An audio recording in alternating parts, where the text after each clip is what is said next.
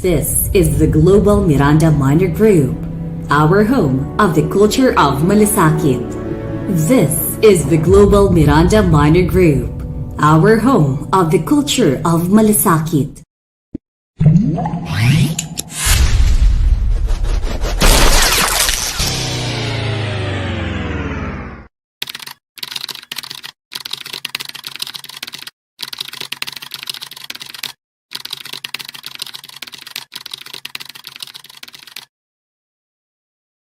Trading is never easy, but who says we cannot have fun? As you grow in this industry, Kamiranda, surround yourself with people and community that will hold you accountable, grow you as a trader. Mahirap sa una pero I'm sure darating ang panahon you're gonna be very successful. Malayo pa pero malayo ka na, Kamiranda. I love you 3000. Ladies and gentlemen, allow me to introduce to you the one and only, the voice that introduced, pitikin kita sa ilong, isang hampas na lang ng palakol, the power of yet. Please, let's give it up to our pambansang crypto coach, Coach Miranda Minor.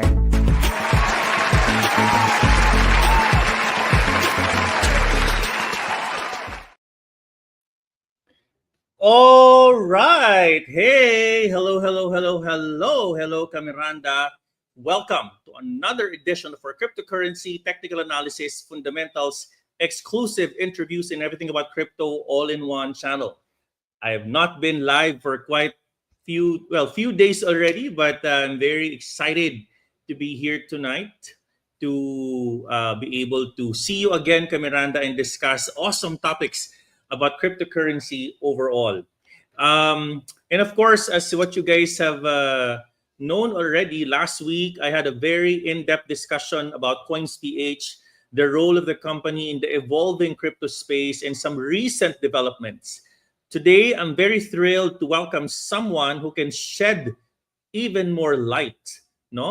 In this particular discussion, I have their CEO, which needs no introduction, Wei Zhou. Wei's not just a leader at as in one of the Philippines' most prominent crypto platforms.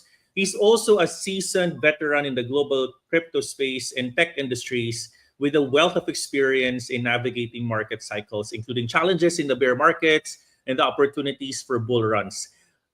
I might be wrong, but I know he started working since 2001, and he's within my same age. So Wei brings with us valuable insights on building wealth, which is obviously our topic for tonight. We wanted to ask people who have been in the industry for quite some time, who have experienced many bull and bear cycles, and share to us insights on how can we survive and make wealth on this particular cycle. And of course, we'll definitely touch on some lingering questions from last week's discussion to ensure we're actually very balanced from our perspective. This conversation is not just about that, but of course, he's going to be sharing with us all of his insights on, as I've said earlier, how to survive and be sustainable with your strategy, and how can you position yourself to be very well, take advantage of this bull cycle, so to speak. Especially Bitcoin is currently at 100,000. So without further ado, I would like to introduce to you my guest for tonight, Wei Zhou. Hey, Wei, nice to meet you. Coach. Thanks for being here. Hey there, can you hear me okay? I can hear you. How are you preparing for, how's Christmas so far? How's holidays? Are you busy? Where are you in the Philippines? Are you traveling? Not in the holiday mood just yet. I think we're still working pretty hard. We have this 12 days of Christmas giveaway on our platform right now. I think we're going to give away almost 7 or 8 million pesos worth of tokens. So yeah. Interesting. All right. I know you're a busy man. I appreciate your time and obviously being in our show. I'll dive in, right? Yep. With obviously the hot topics that we have currently. I want to give you the time, Wei, to obviously walk us through. You're quite famous for the past couple of weeks, couple of days. I hope it's for the good reasons. For good reasons. So I want you to, because I have discussed the topics, and obviously transparency wise, I've discussed the Bitpinas topic and sure. headline in my show, and I've told my audience I want to make sure I'm balanced. I'm going to be inviting you, so thank you for being here in my show. So let me just go with the first Sure. question, right? I'll go right dive in. Can you please, Wei, provide to me specifics on the capital infusion that you mentioned, and maybe give us context on that Sure. already? So obviously, the Yeah. headline in Yeah. some of your interviews, you said it's quite unfair. 2.5 billion peso deficit. It's quite unfair. This is your chance to explain to the community. Please go ahead, Wei. Yeah. So the 2.5 million number is actually quite misleading. I think like that's basically the cumulative losses that the company has had since sort of founding. But it is also has also had other of equity injections coming into the company. So the actual sort of like equity deficit at the end of December 31st was only about 600 million pesos. And then this is actually in the financial statement that I think the number is actually in the. It's just that I think what ticked me off is that you don't really look at a company by look at how much money and especially for startups. Because for me, I don't really look at even the $600 million deficit or even the 2.2 billion sort of peso deficit as a loss. I look at that as basically the investment that the company has made over the years, and the investors and myself basically coming in as an investor and shareholder in 2022. That's the money that we've actually putting into the business to actually building the business. And I think in terms of addressing as you know, we're a regulated financial institution, and BSP has a actual 500, like I think it's like a 400 or 500 million sort of threshold that you need to have as your equity sort of position. And so what we did, this is actually also in the financial statement. It's like page 2 of the notes.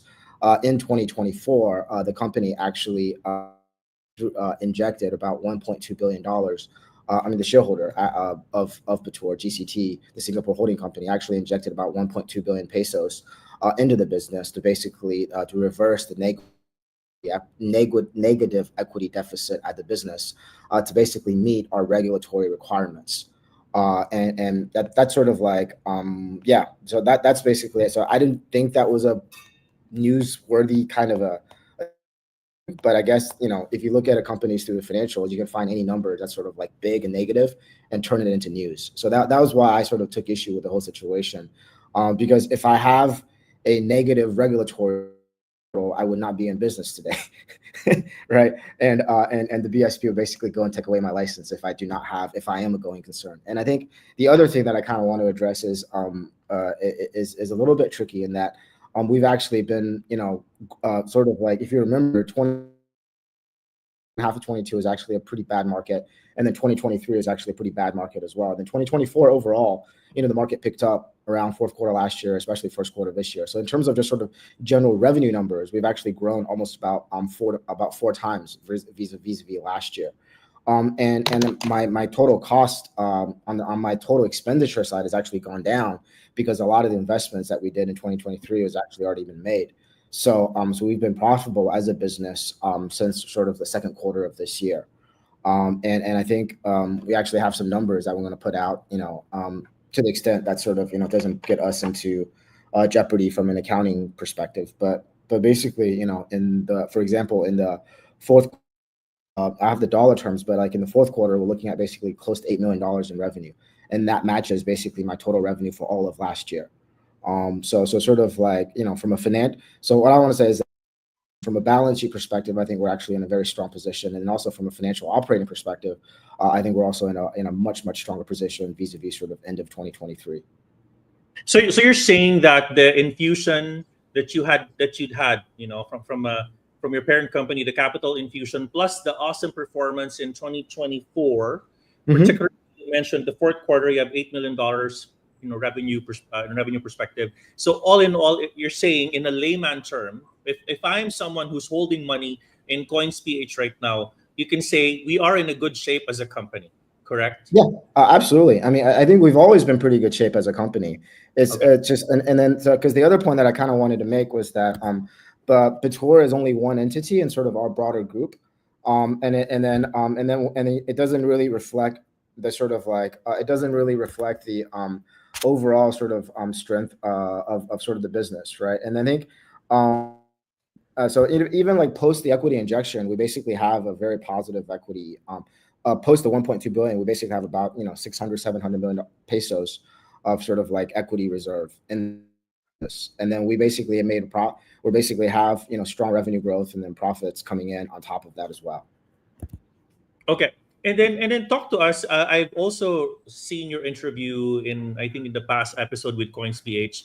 You kind of mentioned something about recoveries you're doing there from an XRP perspective. You're seeing traction there. Talk to us, talk to our community about that aspect in a Yeah. way. So all I want to say is that I think one is on the equity deficit. I think the other Sure. one is actually on the crypto balance, the customer cryptocurrency balances within coins, right?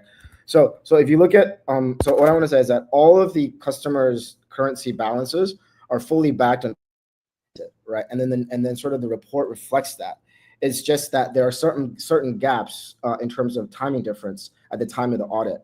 So that's why you see sort of like small incremental changes, because when an auditor looks at it, they basically see what the customer balance is, and they basically go and look at my cold wallets, my exchange balances, see what that number is. But if a customer is basically in the process of sending something, then it's basically it either shows up or don't show up on the customer balance. But then, like if the customer is receiving something, if it hasn't hit my wallet yet, Sure. or vice versa, then there's basically like a small timing difference. I think that explains sort of like some of these like like what I call like nickel and dime Yes. differences on some of the larger positions.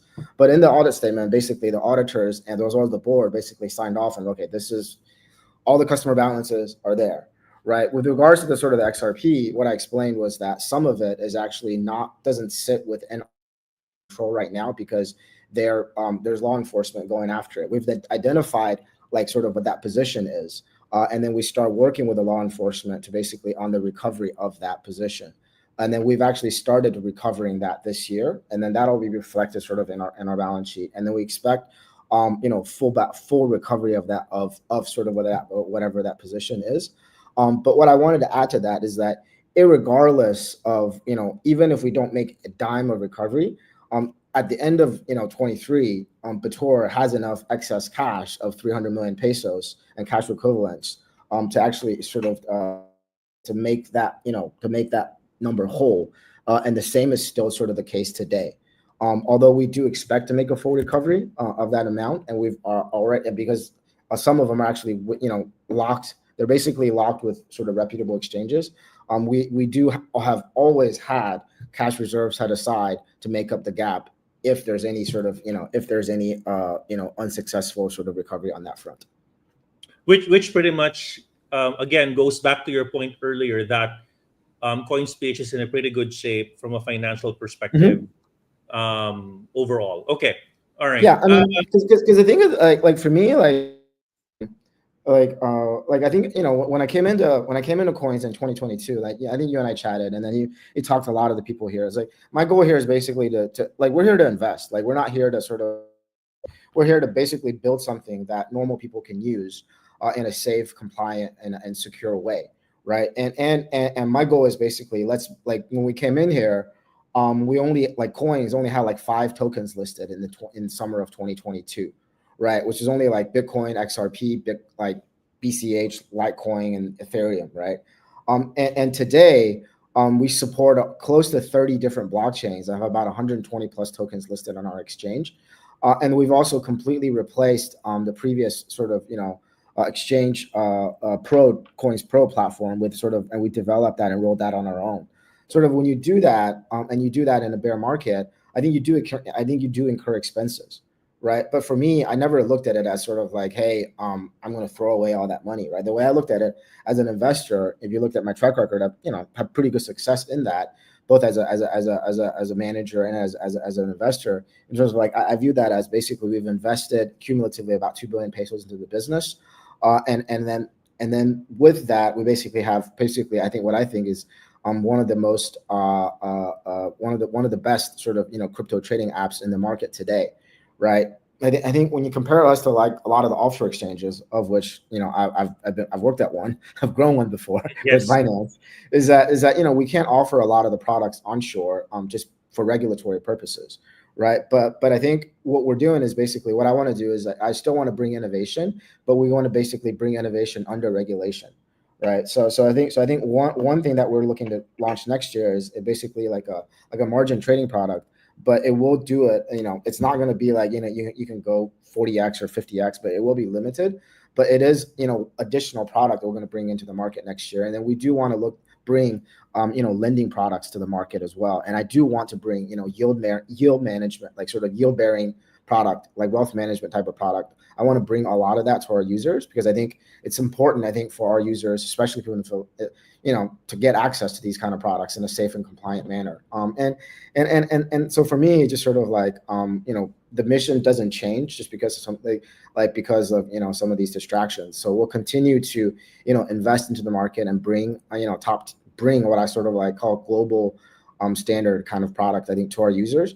And lastly, I think like what's really cool, what I found to be really cool is that I think this is what you and I can get into later, is I actually think from my experience at Binance, I kind of like, I kind of want to like, what you want to do is, how, as an investor, is like, one way that you can make money is you can actually front run some of these tier one exchanges. And I think that's the opportunity that I want to bring to our users. If you look at a lot of the tokens that we've listed, a lot of the tokens that, Coinbase and Binance and OKX list, we actually list them here on Coins first. Mm-hmm. So I think that opportunity is super, super interesting. And for me, like I know how, like, sort of the exchange landscape works. I know what resources we have. I know what we can and cannot do from a regulatory perspective. So within sort of the confines of what we can do, I do think listing is something that we have a pretty good handle on. The team has been doing a pretty good job in terms of sourcing, and then actually bring not just actually bring ample liquidity for our users to actually get access into them. So I think that like, so for me, like, I would much prefer to talk about these kind of conversation than Right. than to go Yeah. sort of So, like go over some of these like positive learnings I present. no, I like that perspective, Yeah. because if you guys can be ahead of the tier one exchanges, because I know they're doing pre-market listing right now, which is gonna be it's still expiring. It is offered 2x at this point, but at least people can take advantage prior to CEX listing, because obviously Mhm. it's the DEX. But if Coins.ph can do that, I might be mistaken, but I think you guys did that for dogs. You listed dogs first and before everyone else. Yeah, If I'm we not listed dogs, and then we listed Moodang before Coinbase listed it. I'm like, that's right. something I'm really proud of. We got Moodang listed on Coins at like 10 cents. And then we had a bunch of other stuff. Goats, yeah. a So lot of you the, can, a lot. what you're saying, what you're Mhm. saying is people can go to Coins.ph and buy these things before they get even listed on a pre-listing price, so to speak. Correct? Yeah, I mean, like, because the thing is that I think, Base price, yeah, pre-listing. pre like Binance listing, pre Right, Coinbase right. listing, pre OKX listing. Because I think one of the alpha that there is in the market is that if you can sort of like not figure it out, because I think nobody really knows like what's going to get listed on these tier one exchanges, but you can kind of have like a general feel. Like one of the things that I talk, like, like Coinbase obviously going to be supporting their base chain, right? And then anything that's sort of like popular on base chain will probably eventually get listed on Coinbase. So that's one sort of like general theme. And then another one is like, Binance were pretty supportive of BSC. So if anything that you see sort of gets traction, like memcoin on BSC, gets traction, that'll probably get a looked at by them. And I think with CZ back, they're going to be pretty aggressively expanding sort of on BSC on the BNB chain again. So I think on that front, it's going to be pretty interesting. And then right now, like I've been tweeting about it a lot. Right now, it's really, really funny. Now it's that like Coinbase is like listing coins that I thought Binance was going to list. And then Binance is listing coins that I thought that Coinbase was going to list. Like Binance listed virtuals, right? Which is one of the top AI agent infrastructure platforms. And then we've listed it at, we had it listed on Coin since about $1 range, about 50. That's And then I thought Coinbase was listed, but because it's on base. yeah, Yeah, and yeah. then Binance like this week announced that they're going to list it in their futures platform, and then so it's gone up to like around $2 now. So I was like, oh, that's tricky. And then another token is like Moondane is like, oh, that's like an Asian token, right? Because Moondane is like a Thailand hippo, baby Right. hippo. So I thought maybe Binance will list it, but then Coinbase like 2 weeks ago jumped ahead of the gun and listed Moondane. I was like, so they're like trying to. I don't know what's going on, but I feel like they're trying to like attack and counterattack each other. They're So, giving them a run for their each other a run for their money. Anyways, yeah, I think so. I think I know because I think like one of the I think that's why like we'll just jump like I'll pause here. Yeah. So for me it's like we'll finish sort of like the official statement part. yeah, I think we're financially strong. Our balance sheet is quite secure, and then we have some really heavy investors. Self, I've put significant amount of personal money into building this business, and I'm here to see it to succeed, right? And then I think the second half of the year has been sort of like bear some fruits of that labor, but because coming in here in 2022 and then going through 2023, it was not easy times. But I think we did sort of like we're more than seeing the light at the tunnel right now. Sort of like sure. we're like enjoying the sunlight like crazy right now. All right. Yeah. Okay, so just to kind of wrap this baby up, Mhm. way. So there is this Camiranda who messaged me earlier, and she said, "Coach, I have 1 million peso in Coins.ph today, and I want to have the comfort level that my money is safe." So if you're talking to a layman person right now who is Mhm. obviously using Coins.ph as the biggest on ramp, off ramp infrastructure at this point, what is your message to that person who's feeling agitated just because they read that news? Please wrap this baby up with that statement. Go ahead, Yeah, Wei. I mean, What's your like, don't take my word. I think one of the things that's kind of like that my experience in the exchange world is like, don't take my word for it. We are a regulated business, right? Like if if anything happens to your user assets, okay, if I touch your money, or if anybody, or if your money disappears on our platform, like BSP is going to come and basically put me in jail until everybody gets their money back.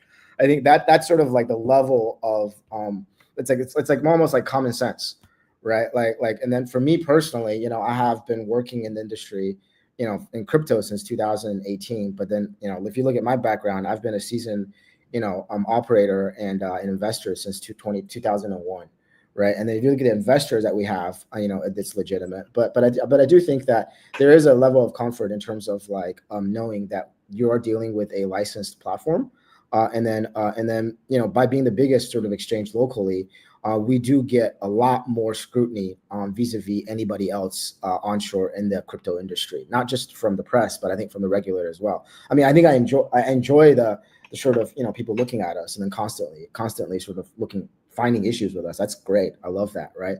But the thing is that like for me, it's just like knowing that we are a regulated financial institution. Like if there is someone there that's going to pick up your phone, vis-a-vis like if you have your money on an offshore exchange, you basically have to like tweet at their CEO to get your money back. All right, there you Yeah. go. I mean, putting your skin to the game, and Mhm. CEO skin is definitely in the game. So it's pretty much I kind of it resonates to me, especially if you are the CEO, and obviously your skin is to the game. You'll definitely do everything to make sure that you comply with the regulator, so to speak. I want to digress now, Wei. But before we go to the innovation piece, I'd like to have a follow up question on what you've mentioned earlier. I've seen some good comments in the chat room today especially when they heard about margin trading product, lending product, and yield bearing products. Give us timelines. Are you talking about Q4 of next year? What timelines are we talking about? Yeah. For margin trading Q1. So that's been in the pipeline for like we've been developing that. For lending Q3, and then yield as soon as I get permission from my regulator to offer it. We've been applying to offer some type of staking program. But I do Wow. think all of those products I think are license based, but definitely Q1 for margin, the latest Q3 for lending, and then for yield products, we might figure out like the best way to do it, or if there's like I don't want to say publicly, but like if there's like a more permissive way of doing it without additional licensing. Understood. So yeah, All right. but I Okay. do expect sort of for the lending and yield, likely comes like for the year, but then for margin, definitely first quarter. Okay. And I kind of know the answer on this, but I want to give it a try to still ask you the question. How about derivatives?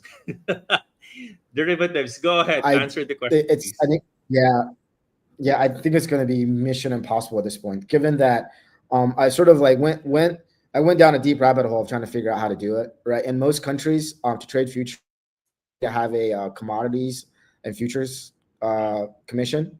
The problem, the one of the issues with the Philippines is that if we have to do it, like we don't even have futures on corn or rice or cacao or even even for traditional commodity, there's no futures. So so like for us to do it, this is something like this actually goes back to sort of like the nation building kind of aspect that we've been trying to work with with the government on, is that for Philippines to really develop, it needs to have a commodities index, right? It needs to have a commodities commission. Like you can't have like rice going rice price going like this, egg price going like this, onion price going like this, right? Like so I do think that there needs to be so like, hey, like my proposal is like, hey, we already have a working exchange. Why not trade your commodities futures on our exchange in a tokenized format? And through that, I can through that, if through that I can backdoor Bitcoin futures and Ethereum futures into it, then and I'll be like, I'll for you guys to use to help you trade commodities if you let me trade Bitcoin and Ethereum futures. I think so I mean, like that's something that that's an honest conversation that I've been trying the right people to talk to about. Okay, so you're, just to clarify, you already started the conversation, or kind of because with some of the right people, with some of the right people. But I do think that this is one of those efforts that could be and bottom up, right? Like for example, like if I can go find all the name your commodity, if I can go find all the banana farmers, be like, hey guys, why don't I have a banana token on my exchange, but what if I have like a real banana traded on my exchange? And then if they all agree to trade bananas on my exchange, I just issue we have a tokenization platform for them to issue banana tokens on that they can actually trade real bananas on our exchange, right? Like it's pretty easy to think. It's pretty easy for me to sort of think about that, and it's actually hard for us to implement it from sort of a technology perspective. But where sort of like where the tricky part is you actually need legal enforcement on the delivery of the contracts, right? So if you're a farmer, you sold banana futures, come like 3 months from now, you got to give me bananas. Right. So that's actually the physical infrastructure that actually makes it quite challenging. But if we do it, I mean, I think it's actually really good for our farmers, right? Knowing that they can actually agree on a price 6 months from now, or 12 months from now. But anyhow, we'll probably do real bananas than the banana in the art. Was sold millions of dollars, isn't it? Is it like 4.2 or $5 million Justin paid for it? Crazy. Anyways, all right. So, you've been in an industry for quite some time. Let's now talk about, a lot of people who have seen this bull run, $100,000 Bitcoin. Quite frankly, there's a lot of newbies, who's new in the space because they're getting FOMO. Bitcoin is 5 million peso right now. With your experience, right? The question is about how can we make money in this cycle, right? Talk to us about your experience. You've been in many bear cycles, bull cycles. How did you make money in the past bull market, and what can we draw from that experience that people can learn from? Go ahead. Yep. So I think like one of the cool things about crypto that's like I think different from like stocks is that you can actually earn crypto by spending time doing stuff, right? Whether to work in a community to earn tokens, right? Or actually like farming tokens, or in this situation, if you had just traded or, did some transactions on like Magic Eden or Hyperliquid, you actually get airdrop tokens.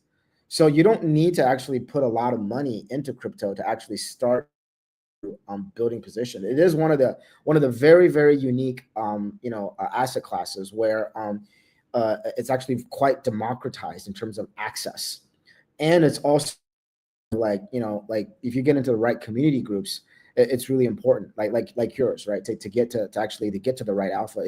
But there are even community for me personally, how I got into crypto. You'll like this story is I didn't own any crypto until I joined Binance. But when I joined Binance, one of the unique things that I did is I joined in the summer of 2018.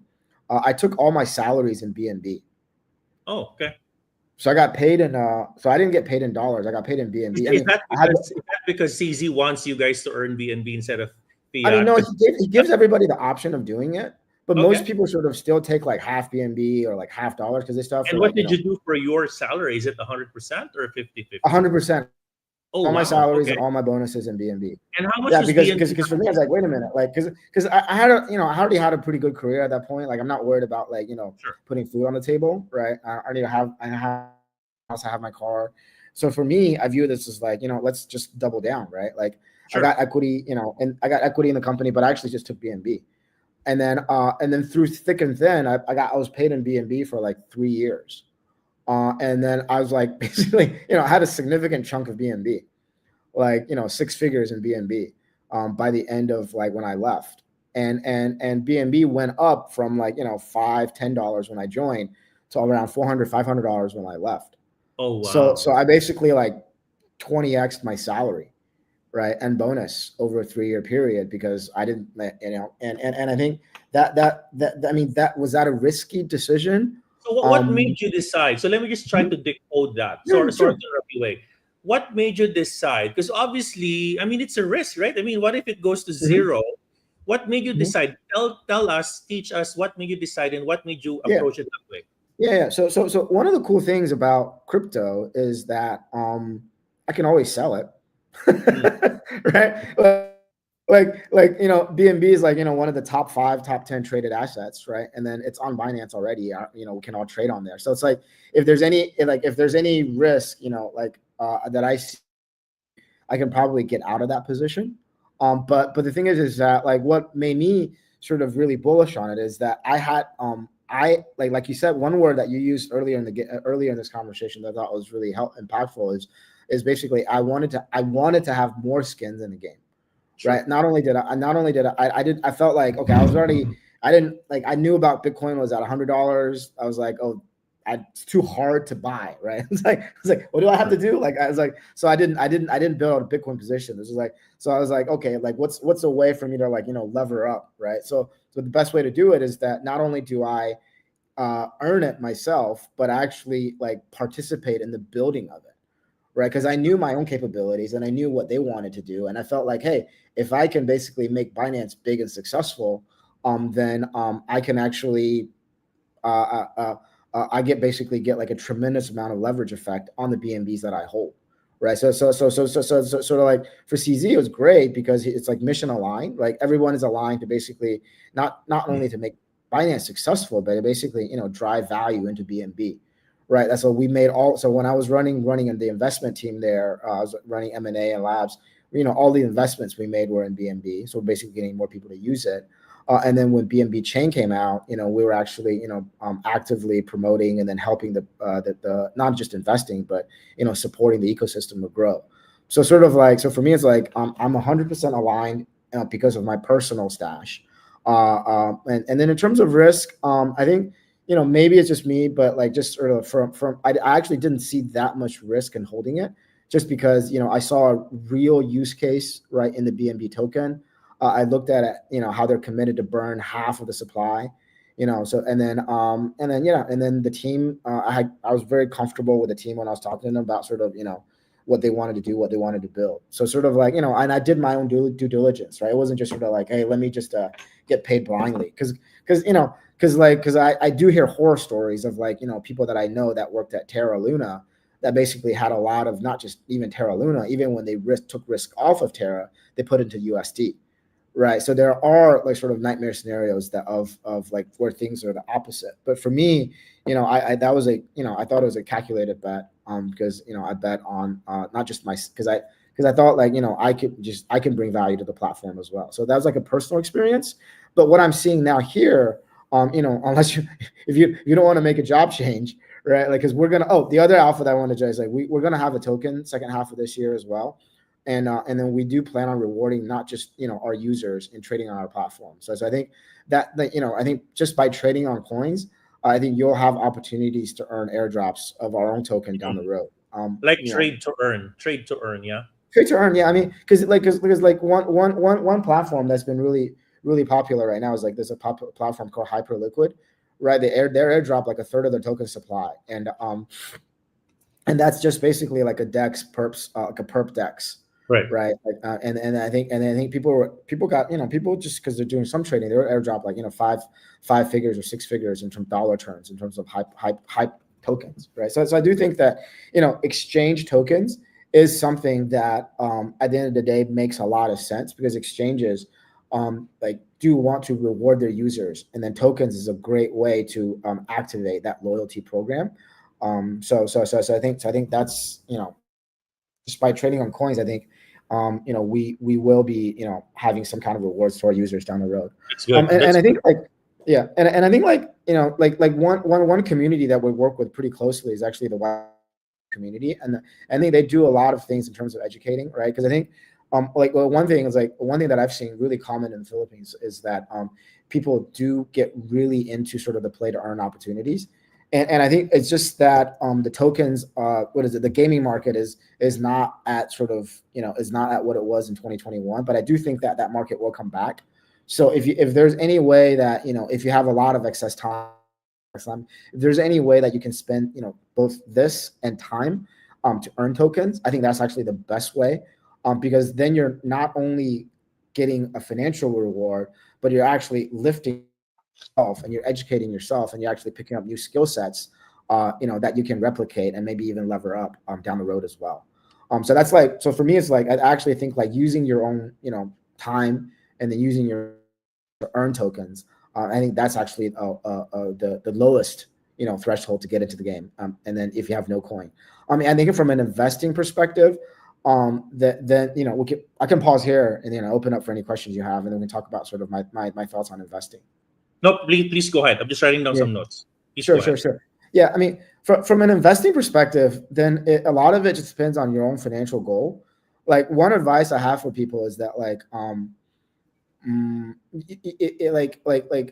a father, right? Like, one thing that I've done, I have 3 daughters, right? They're 8, 5, and 5, right? I would like to give them something when they go to college, when they turn 18, right? And then what I've done is basically just been like dollar cost averaging into Bitcoin, like for all 3 of them, right?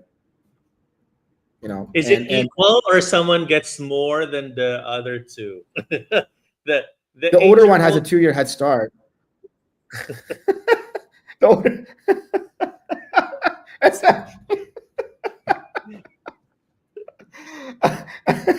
I'm sorry.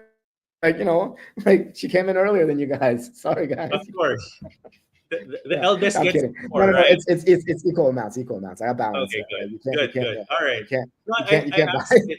Yeah. I asked it because we're doing the same. So my daughter is 7, and your daughter eldest is 8 years old. Mhm. So I mean, is the eldest your daughter or a son?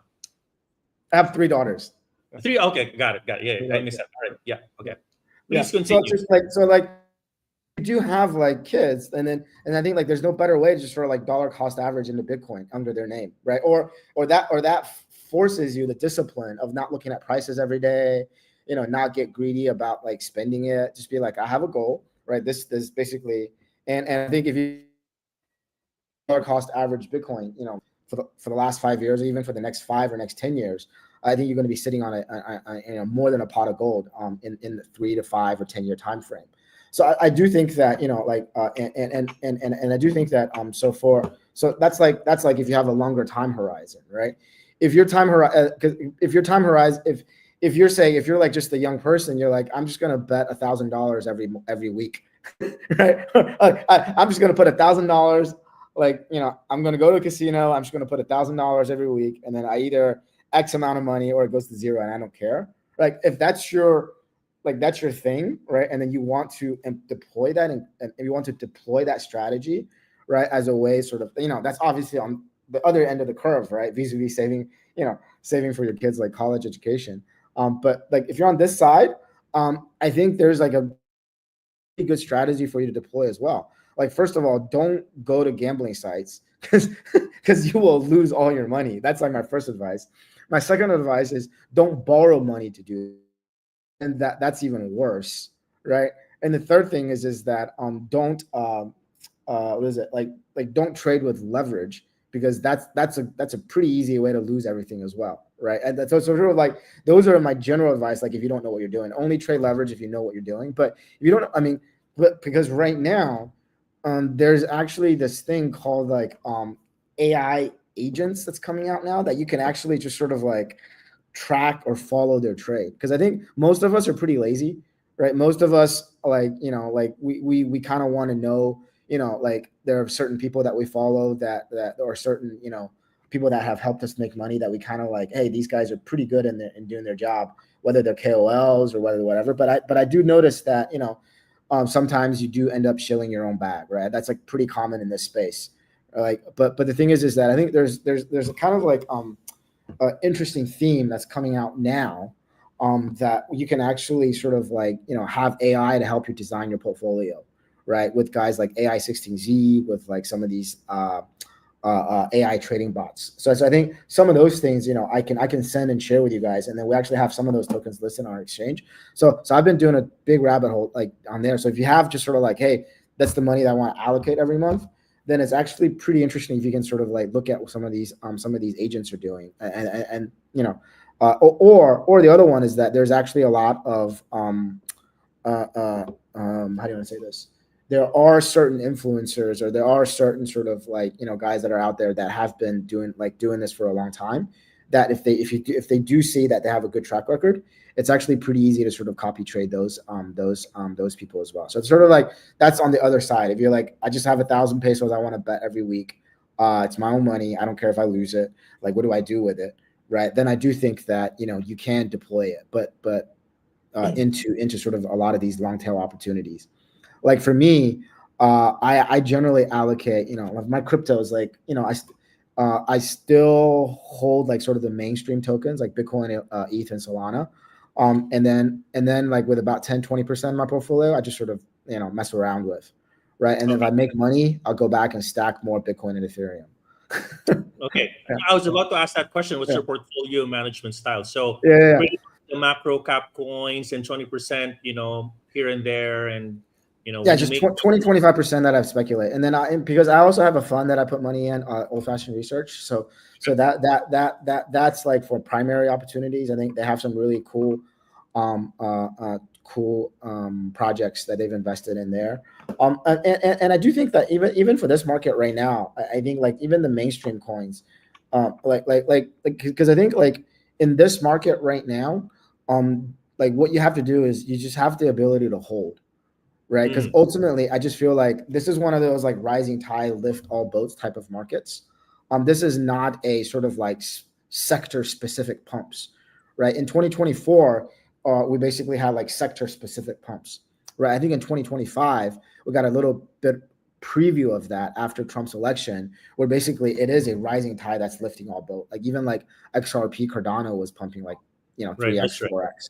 Right. And then and I think with Trump taking office January 2020, I mean, you saw him going to the New York Stock Exchange 2 days ago, and then there's a video of him saying, Jim Cramer interviewing, saying that we're going to make crypto great, right? Right. And he's announced like what an AI cryptos are, who's like who's an investor in multi-coin, so he's like no Solana. Have like people that are very technology savvy, I think, coming into the Trump administration, and that's actually going to be have a pro growth mindset. So for me, it's sort of like I actually think like this is going to give like rocket fuel to like what was already kind of like a predestined 4-year Bitcoin boom cycle. And then if US does come out with like a Bitcoin strategic reserve, that's just for me, it's just sort of like I see the reason why I'm sort of more bullish than I was is that they're just like more positive news sentiments coming out into the market. There's more there's more positive headwinds rather than sort of like negative headwinds. Right. And we're kind of the same there from a lens perspective. 2025 for me is potentially going to be even better if Trump obviously commits to his promises. And I know you're pretty much aligned in tune with these political narratives. I've seen one of your interviews. So I think the advice that I was going to give people is that like you have to have a target. You can't get too greedy, Like for me, I got like for me, like, I'm generally a pretty disciplined. You get high on your, like, one word is like, you get high on your own supply. You get too greedy, right? You don't take profit off the table, right? If you do have opportunity to take profit off the table, if you do have opportunities to improve your life, be it a house, be it a car, be it a whatever. Like I said, if you say, hey, I'm gonna hold enough to get to this one target, right? And then once I get that target, I'm gonna be happy, right? Don't get caught into the disease of more. And I think that's sort of like that, and that's just general financial well-being, right? General like mental well-being. Like don't get FOMO. Like I think set is actually much more important, because I think if you just hold on to even some of the, like if you just hold on to things in top 10, top 20, top 30, I think you'll be able to make money, right? But don't go. That's the way I'm at it. Yeah. All right. Okay. All right. So, Kat gave me a heads up that you have a hard stop at the bottom of the hour, so I cannot really hold you for so long. But to kind of summarize, what you've mentioned: number one, take risk, put skin to the No, I game. think we're supposed to talk about AI, buddy. I know, but do you still have time? Do you still have Yeah, time? yeah, Can yeah. you do? Okay. All right. Yeah, Okay. So I was perfect. about to wrap it up. All right. Yeah, Okay. If you have time to talk about AI, all right. yeah. That's actually our topic, to be honest, right? Yeah. Okay, so please go ahead. Talk to us about AI and obviously your perception about AI in this particular space. Go ahead. Yeah, I'll lean in for this one. I think like we're basically at the crossroads of crypto and AI right now. Like we had the very first, like the Bitcoin of AI tokens is a token called GOAT, where it was a meme on the Gospel of Goatsy. It was basically an AI researcher launched like two AI agents on Twitter, and they started talking to each other. And then one of them basically said, "My mission in life is to build this meme, and then to do that, I think I need to launch a token." Basically, like acted as AI's like human servant, and how actually helped to launch this token. Right, GOAT. I think whatever the market cap is today, it is today. And then I think on the back of that, we basically have a couple of like a few more AI market. One is a guy behind A16Z named Zhou, and another is basically the Virtuous platform, where basically people can now deploy AI on back of social media accounts to basically launch basically tokens with. And then a lot of these AI tokens aren't just sort of like memes anymore, because I think most people still think AI tokens are memes. A lot of them are actually purpose-specific tokens now. So the way I sort of see this, I basically see this as like a new wave of ICOs. Like it totally, basically you have AI tokens doing fair launches. Like one that we kind of list is AI XBT. Their goal is basically to become like a huge AI and then it has like it's sort of like traffic in the 2 weeks or 3 weeks have grown to be like a couple of 100,000 followers, right? Because it's trying to be like an AI crypto KOL, right? And then you have other platforms out there that's trying to be like an AI Blackstone. I'm sorry, BlackRock. And then you have other AI agents like AI16Z, which is listed, that's trying to be like an AI version of A16Z, which is one of the top sort of VCs in Silicon Valley. Yes, right. Yeah. So what I'm seeing right now is like we're going to see this like massive proliferation of AI tokens, and then some of these tokens aren't real AI. They're probably like humans behind it playing around with it, but some of these are actually, especially I think some of these are actually real in terms of like, because there are AI agents called Zero that's actually producing music, and it is AI produced music, right? There are AI agents out there that's actually like creating content, and you can consume. With iteration, I see it getting better, right? I got pitched one project yesterday that's trying to use AI in streaming. I was like, if you're a streamer, if you're not online, you don't make money, right? But you can create an AI agent that can stream for you while you're not online. And although you're going to make maybe like 20-30% of what you make if you do it live, if you can still make that with an AI version of you can, like, I think, and then you can go 24/7. So I just think like we're basically at this crossroads now where I think AI technology right? Whether it's through ChatGPT, whether it's through like Claude, Facebook. There's basically all of these large learning models that we can learn to train now. And once you train them to do certain things, they actually get better at it than you are. So do we? And I think what you're seeing now is some of these people are like, wait a minute, AI can launch and manage token projects better than humans. Right. And I think that's sort of where at the cusp. And I think if this thing really takes off, we're going to see a massive proliferation of tokens coming online. And the best way to sort of like even to get access or to think about managing this or investing in this is actually through other AIs. So sort of like what we're trying to do right now is we're AI infrastructure tokens, I think, to our platform. Like I think AI16Z, virtuals, AI XBT. So if you look at some of these tokens that we've listed recently, I actually think we're ahead of the game in terms of listing them. And I do see this sector as a whole to proliferate much faster than other sectors. And that's something that I kind of wanted to, me personally, I'm doing a lot of research on, and then at the same time, we hope to deploy some of this technology on our own platform, and then hopefully, in February next year, we'll have some really cool news to share with the market as well. Like we're basically trying to develop our own AI agent as well. So you're saying earlier that this market, I mean, something to the effect of the iterations of this AI will become even better, and as the industry kind of learns under experience. You mentioned as well on the purpose specific token. So Yeah. AI is going to be purpose specific. So on a general investor mindset, do we wait for the market to learn before we even put our skin to the game, or do you think Yeah. it's kind of I think where the skin in the game comes in is actually it's like going on, right? The best way to make money is not really to bet on whether this piece of land has gold or not, is actually to sell the shovels and the picks to the gold miners. So I think Okay. initially, I think like an infrastructure play is actually what makes sense, right? Like the virtuals ecosystem, which is built on Base, is super, super interesting.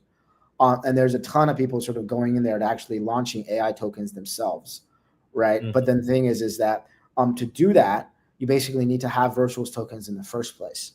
So I basically see that as an ICO platform that they're building. It's basically an AI token ICO platform.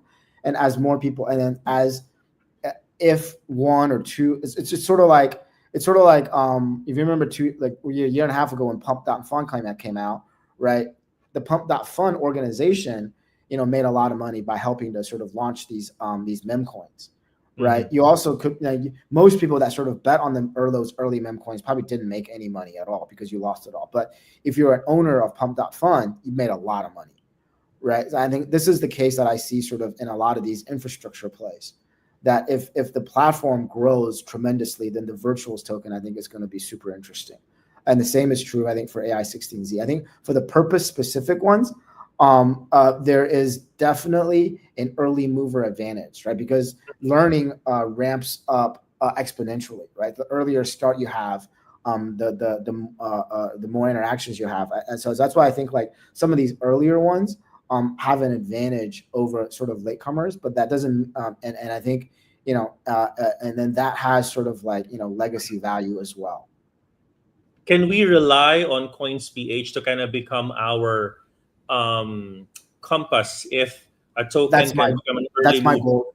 That's my goal right now. Goal right now. We want to bring the right sort of AI projects to our users right now, and I want to bring them on Coins ahead of the tier one, ahead of the bigger exchanges. So I'm seeing AI16Z and AI XBT in Coins at this point. Yeah, and virtual. Okay. All Yeah. right. Okay. So that's interesting. So in layman term, you wanna Camiranda, what he's saying, what the way he's saying is that we want to use Coins.ph as sort of a platform to kind of see those potential AI early movers. That's what he's saying. That's their goal. All right. So because my question there really way is there is there a shortcut or a strategy to kind of assess what's a legit project? But since Coins is going to become our filter, so to speak, so I think this kind of also, it goes through without saying that Coins.ph can be our filter on looking for those potential projects versus looking at the needle in the haystack, so to speak, if that makes sense. I mean, if you have the time, definitely learn about this. I just think like my recommendation is like, I think if you want, we can do like a deep dive. We can do like a monthly deep dive on AI stuff. Cause I think this is like, we're basically at the crossroads. Like one idea is like down the road, like when humans transact with each other down the road, we're going to be using crypto. But when AI agents start transacting with each other, definitely going to be using crypto. So I just think like they'll use token specific for that AI, yeah. right? Yeah. Right. Whenever AI starts transacting each other, they're not going to be using fiat currencies. So I just think like with the proliferation of AI and then with sort of this more permission world for crypto, I just think these two and then you're actually seeing it collide with these AI agent tokens. I just think that this is there's going to be some magical stuff happening. That is very interesting. So whenever these machines learn from each other, talk with each other, they pay each other AI tokens, not the fiat currency. Therefore, how do AI gonna like if like these two like virtual beings talk to each other and they want to do a transaction? Wait, your check is in the mail. Let me Swift you your money. I'm trying to think of, there was a game that was designed that like this, where you're obviously incentivized just because games are playing with each other. This time it's AI, not the games, right? Okay. Yeah. Okay. All right. Hey, Wei. I know it's a very awesome conversation, but we kind of wrap this up. I learned a lot from you. To kind of summarize, if you don't mind, I'll summarize it. How do we obviously maximize our exposure in this bull cycle? Wei said, put your skin to the game, take risks. From an investor perspective, it depends on you and your long-term goal. You can do DCA, and based on his experience, do not gamble, do not borrow money, and do not trade on leverage. And of course, you also mentioned about holding and taking profit. Do not get into this disease of making more.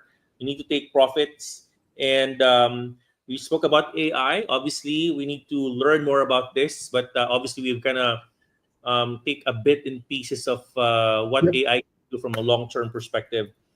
We also spoke about obviously your insights on the lingering topic, which I think you've kind of mentioned already in the layman terms. So I appreciate that. I also ask you about the timeline. So margin trading product. I'm excited on this on a personal level. Lending product and yield bearing product. I think if you guys are going to be the first movers on this, so to speak, in the Philippines, then definitely it's going to be something that will make more use of our money versus putting our money in the bank.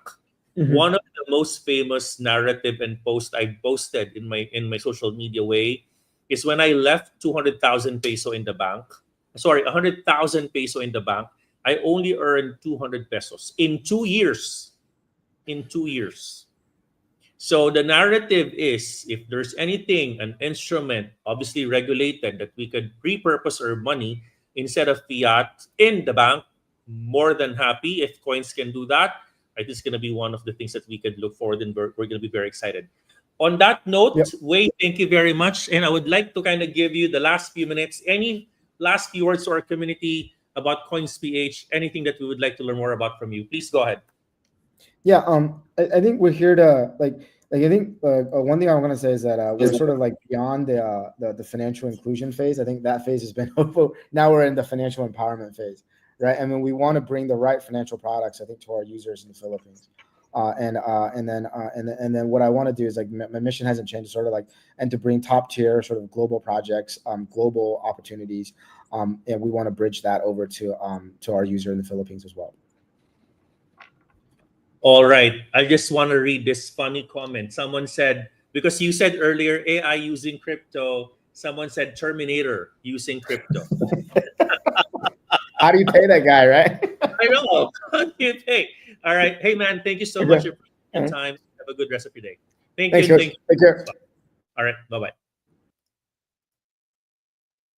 All right, Kamiranda, thank you again. And that's actually our episode for today. Maraming salamat po for being here in our show. And if you have comments, suggestions, and if you have other things to share, please don't forget to click on reply and reply to the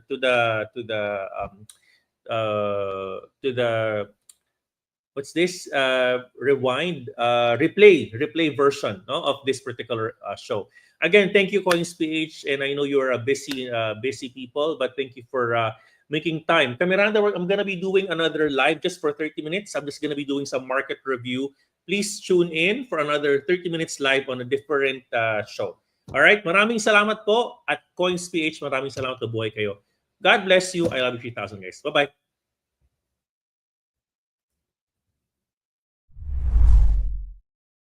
Subscribe, like, follow, and share. Sige na please, Kamiranda.